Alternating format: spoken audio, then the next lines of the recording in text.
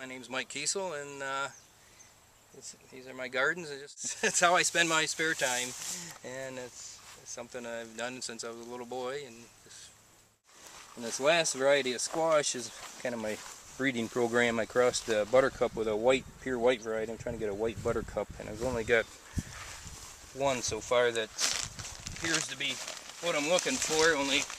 But that's what I'm looking for with the cup. It still has integrity of the buttercup, but only white, so I'll breed that one out next year, and because I know the green is dominant when you cross green and white. And it won't cross with that variety of squash because that's Machado variety, and these are Maxima varieties.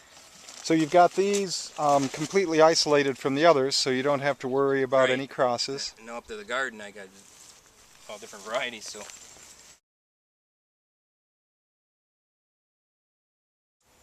I guess we can get started with watermelon first if you want. Let's go for it.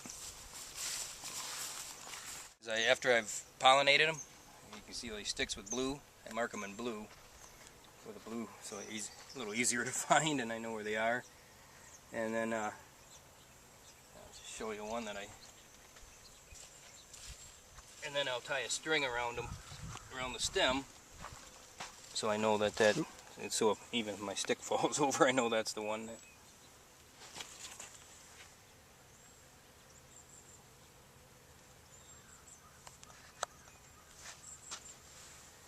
What kind of melons are these?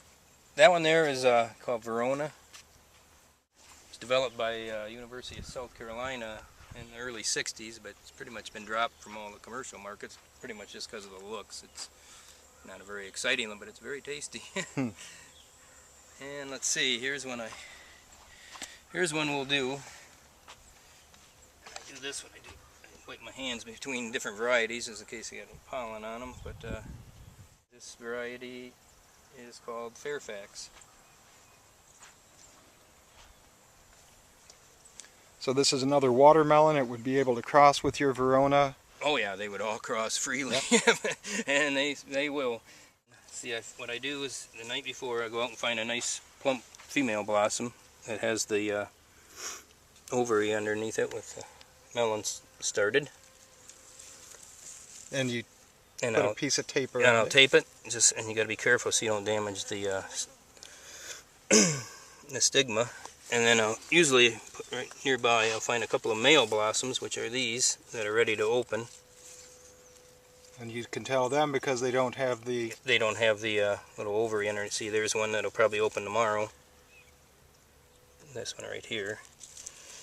You can usually tell the top gets a little puffy on watermelons and starts to get just a hint of yellow. Same with the male blossom. And then what I'll do is I'll pluck these males, try to leave the stems on. Doesn't always work, but and then I take the female blossom and I open it up, and this one even has, which is good if you're not good if you're cross variety, but it has, if you see, there's actually some stamens. It's got both. You'll see that sometimes in melons. They'll have both female and male parts. And if you can see these little things here, those are actually stamens with pollen on them, which is great for self-pollinating. A lot of people pluck them off, but if you're cross-pollinating, that's not good at all, because you're going to get pollen from itself pollinating it.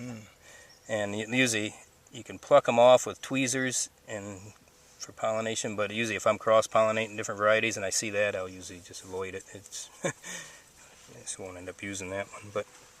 But today we're not crossing. Nope, we're crossing this variety, these males. This female are the same variety. This is Fairfax. And I just open up the male blossoms. Don't make no difference here. And then I peel them back like so, and use it like a paintbrush.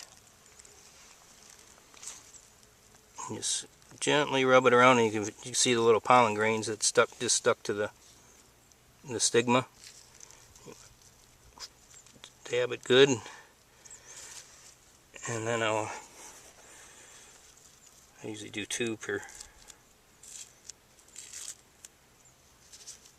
blossom.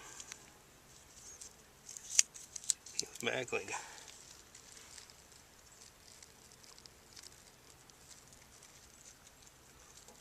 Just roll it around good. See, now it's, you can see the little pollen. If I get the light on it, out of the light, you can see the little pollen grains stuck to the stigma. And that's what you look for, which is a lot harder on melons because you don't see it as well, and I'll show you that when we do that. And then I just gently close it back up. Sometimes I use new tape if it's too damaged, but you just got to be careful not to press against the stigma at all. And then I'll take that one off and change it with a blue one.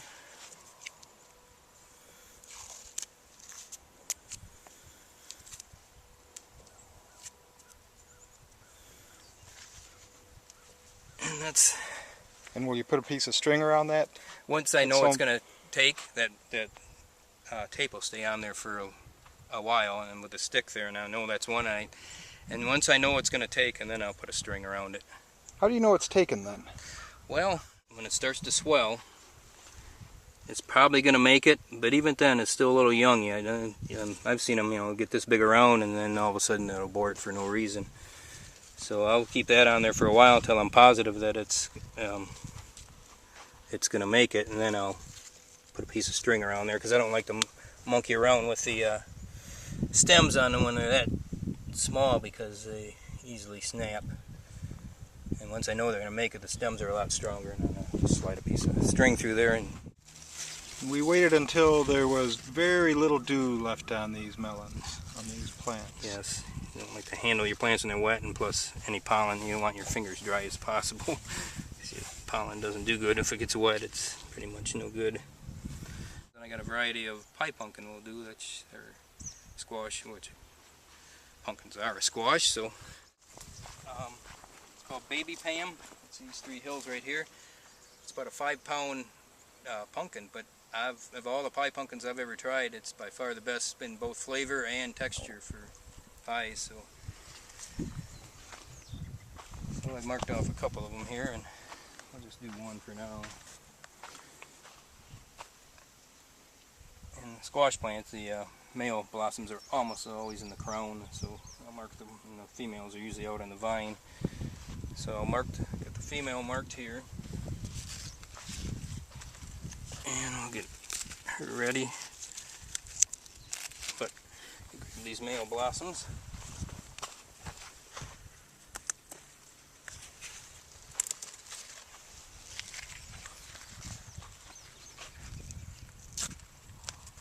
And basically the principle is the same, just different type of.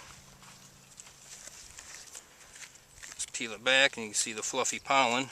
This is why squash are a lot easier, but they tend to abort for no reason more. And you can see the stigma down in there. And you want to just brush it around. Put as much pollen on there as you can.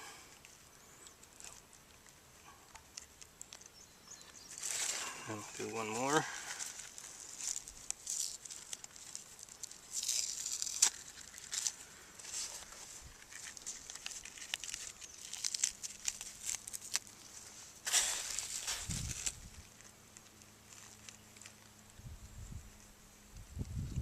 Get a good coating of pollen on there. And we just tape everything back up.